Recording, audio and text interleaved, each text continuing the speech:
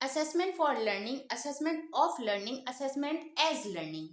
जी हाँ, सीटेट में comprehensive and continuous evaluation के अंतर्गत जो फॉर्मेटिव असेसमेंट होता है उसके जो तीन मेजर टॉपिक हैं, assessment for learning, assessment of learning, assessment as learning, जो कि आज का हमारा टॉपिक है।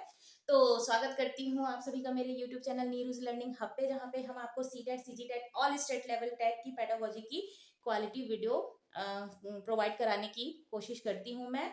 तो आज का जो हमारा टॉपिक है, जैसा कि आपने देख लिया है, assessment for learning, assessment of learning, assessment as learning, जो कि सी टेट या अन्य किसी भी टेट का बहुत इंपॉर्टेंट टॉपिक है। हर साल यहाँ से क्वेश्चन बनते हैं।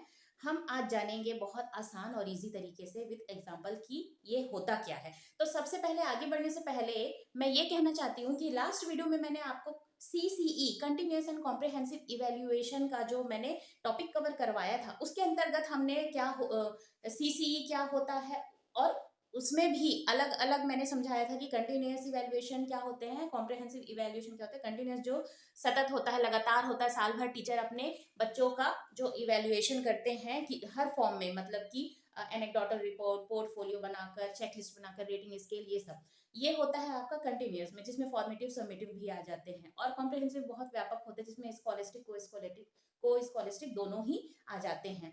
अब ये हमने उसके बाद नेक्स्ट वीडियो में देखा था कि जो कंटिन्यूस जो इवेल्युएशन है उसके अंतर्गत फॉर्मेटिव जो असेसमेंट होते हैं, समेटिव असेसमेंट होते हैं। तो फॉर्मेटिव असेसमेंट के अंतर्गत, फॉर्मेटिव असेसमेंट वो होता है जो सतत लगातार साल भर टीचर अपने क्लासरूम टीचिंग के दौरान अपने बच्चों को पढ़ाता है, इम्प्रूवमेंट के लिए जो डायग्नोसिस करते हैं, रेमेडियल एक्शन लेते हैं, स्टेप्स चेंज करते हैं टीचिंग लर्निंग के मेथड्स, मैट्रिक्स वगैरह को, कि बच्चा और कितना अच्छे से उसे समझ सकता है, इम्प्रूव कर सकता है, अपने टीचिंग लर्निंग प्रोसेस को इम्प्रूव करने के लिए, एनहेंस करने के लिए टीचर जो भी स्टेप्स अपनाते हैं वो फॉर्मेटिव असेसमेंट के अंतर्गत आते हैं। और उसमें हर प्रक्रिया शामिल हो जाती है, सिर्फ पढ़ाई ही नहीं, सब कुछ, मतलब कि weekly test, revision, assembly conduct, CCA, AIL, project, exhibition, सब कुछ, जो भी क्राफ्ट वर्क है, स्पीच, डांस, म्यूजिक, ये सब कुछ उसमें आता है। फॉर्मेटिव होता है कि हर साल में वो साल भर चलते रहता है, और इम्प्रूवमेंट के बहुत ज्यादा उसमें स्कोप होते हैं। अब हम देखेंगे कि assessment for learning, assessment of learning, assessment as learning, जो फॉर्मेटिव असेसमेंट के अंतर्गत आता है, वो क्या होता है। सबसे पहला है कि असेसमेंट फॉर लर्निंग, अधिगम के लिए आकलन, असेसमेंट ऑफ लर्निंग, अधिगम का आकलन, assessment as learning, assessment as learning. तो फिर अब देखेंगे कि असेसमेंट फॉर लर्निंग क्या होता है। सबसे पहले तो असेसमेंट ऑफ लर्निंग होता है फॉर्मेटिव असेसमेंट। ये फॉर्मेटिव होता है क्योंकि ये साल भर चलता है। जैसे कि एक छोटा उदाहरण मैं आपको देती हूँ कि टीचर ने अपने क्लास में एक टॉपिक पढ़ाया, टॉपिक पढ़ाने के बाद स्टूडेंट को कितना समझ आया या नहीं आया, उसको जानने के लिए वो उसी टाइम क्वेश्चन पूछे क्लास में। कोई बच्चे बता सकते हैं, कोई नहीं बता सकते हैं। अब जो बच्चे बता सकते हैं उनको तो मोटिवेशन मिल गया, गुड, वेरी गुड करके, लेकिन जो नहीं बता सकते हैं उनके लिए टीचर क्या करेंगे, अपने टीचिंग मेथड को इम्प्रूव करने की कोशिश करेंगे कि किस तरह का और दूसरे तरीके से टीचिंग टेक्निक से बच्चे को और समझाया जा सके, ताकि उनकी जो टीचिंग लर्निंग जो प्रोसेस है वो इम्प्रूव हो सके, एनहेंस हो सके। तो यहाँ पर असेसमेंट फॉर लर्निंग में फीडबैक और इम्प्रूवमेंट का बहुत ज़्यादा स्कोप होता है। टीचर को बहुत ज़्यादा स्कोप मिलता है, वो बार बार पढ़ाता है, देखता है, फीडबैक वगैरह लेता है, बच्चों से क्वेश्चन वगैरह पूछ के फीडबैक उसे मिलता है कि बच्चे को कितना समझ आ रहा है, नहीं आ रहा है, कहाँ पे उसको इम्प्रूवमेंट की ज़रूरत है।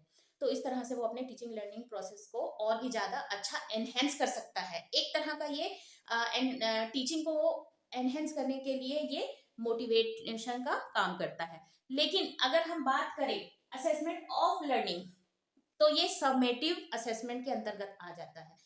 इसमें इस इम्प्रूवमेंट का कोई स्कोप नहीं है। ये एक जजमेंटल की तरह होता है, मतलब जो फाइनल जो मार्क्स आ गए उसी के हिसाब से आपके पैरामीटर सेट होंगे, जो रैंकिंग है, ग्रेड है, वो सेट होगा, और उसमें इम्प्रूवमेंट की कोई भी गुंजाइश नहीं होती है। जैसे कि आपका एनुअल एग्जाम, सबसे अगर मैं बहुत छोटा एग्जाम्पल बताऊं, एनुअल एग्जाम एक बार ले लिया गया, जो भी मार्क्स आएंगे उसमें इम्प्रूवमेंट का कोई स्कोप नहीं। ऐसा तो नहीं कि एनुअल मार्क्स में अगर बच्चे को 100 में से 90 आया है तो और उसको 95 या 100 लाने के लिए फिर से टेस्ट लिया जाएगा, नहीं, कोई इम्प्रूवमेंट नहीं होगा, कोई इम्प्रूवमेंट का स्कोप नहीं है। वो फाइनल होता है, उससे पैरामीटर और बेंचमार्क सेट होता है, उसमें उसमें कोई इम्प्रूवमेंट की गुंजाइश नहीं होती है। जैसे कि हाफ ईयरली के जो टेस्ट होते हैं, एंड हाफ ईयरली के एग्जाम होते हैं, एनुअल एग्जाम होते हैं, ये सब क्या होते हैं, समेटिव होते हैं, क्योंकि इसके बाद वो इम्प्रूव नहीं कर सकते टीचर। लेकिन असेसमेंट फॉर लर्निंग में क्योंकि फॉर्मेटिव होता है, अपने गोल को अचीव करने के लिए जितने भी बार वो इम्प्रूव करेंगे, रेमेडियल एक्शन लेंगे, उसमें बहुत स्कोप होता है। टीचर बार बार अपने टेक्निक और जो टीचिंग लर्निंग जो मेथड है उसको इम्प्रूव कर सकते हैं, और उसको और भी ज्यादा एनहेंस कर सकते हैं अपनी टीचिंग को। तो इस तरह से आपका असेसमेंट ऑफ लर्निंग और असेसमेंट फॉर लर्निंग ये दोनों कंप्लीट हुआ।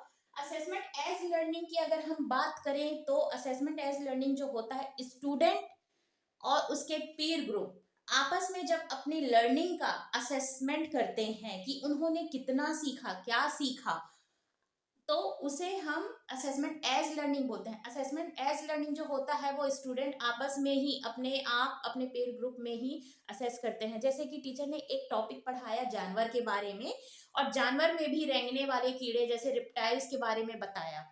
टॉपिक खत्म हुआ, क्लास खत्म हुई, बच्चे जब बाद में आपस में डिस्कस करते हैं कि क्या तुमने ऐसे जानवर देखे हैं, रेंगने वाले कीड़े देखे हैं, क्या तुम उसका नाम बता सकते हो? तो दूसरा बच्चा बोलेगा हाँ, रेंगने वाले जानवर जो रिप्टाइल्स होते हैं वो सांप होता है, क्रोकोडाइल होता है।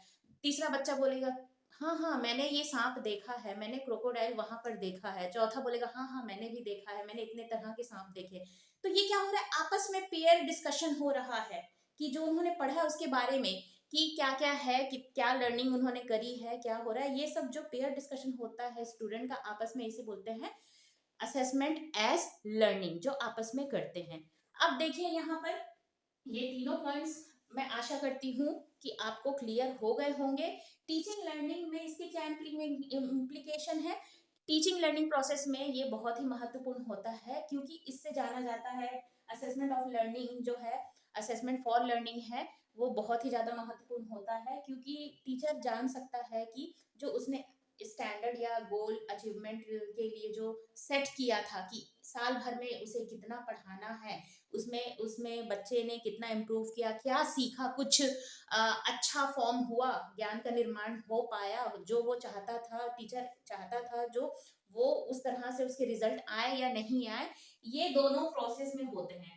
और जिसमें बार बार इम्प्रूव करने का और फीडबैक लेकर और भी टीचिंग लर्निंग प्रोसेस को एनहेंस करने का स्कोप होता है असेसमेंट फॉर लर्निंग में, क्योंकि वो फॉर्मेटिव होता है, फॉर्मेटिव असेसमेंट होता है जो क्लास के दौरान होता है। क्लास के दौरान जितनी भी एक्टिविटीज होती हैं, ना कि सिर्फ क्वेश्चन आंसर पूछना, हर तरह का, और वीकली टेस्ट, ओरल टेस्ट, और हर तरह का recitation, poem, table dodging, CCA competition, ये सब कुछ फॉर्मेटिव के अंतर्गत आ जाता है। लेकिन जहां पर हम असेसमेंट ऑफ लर्निंग की बात करें तो वो होता है सबमेटिव, जो कि होता है एंड में, हमेशा एंड में होता है, और जो कि पैरामीटर को सेट करता है, उसके बाद जो भी रिजल्ट आएगा उसमें कोई भी इम्प्रूवमेंट की कोई गुंजाइश नहीं होती है। जहां पर हम असेसमेंट एज लर्निंग की बात करें तो बच्चे अपने पीर ग्रुप में आपस में डिस्कशन करके अपनी लर्निंग को और एनहेंस करते हैं, और जानते हैं, जान पाते हैं कि वो उनकी लर्निंग कहाँ तक आगे बढ़ी। ये होता है असेसमेंट एज लर्निंग। तो आई होप, मैं आशा करती हूँ कि ये जो पॉइंट मैंने आपको समझाए हैं वो आपको समझ में आए होंगे। मेरी वीडियोस अगर आपको अच्छी लगी हो, हेल्पफुल लगी हो, तो please subscribe my channel. Thank you.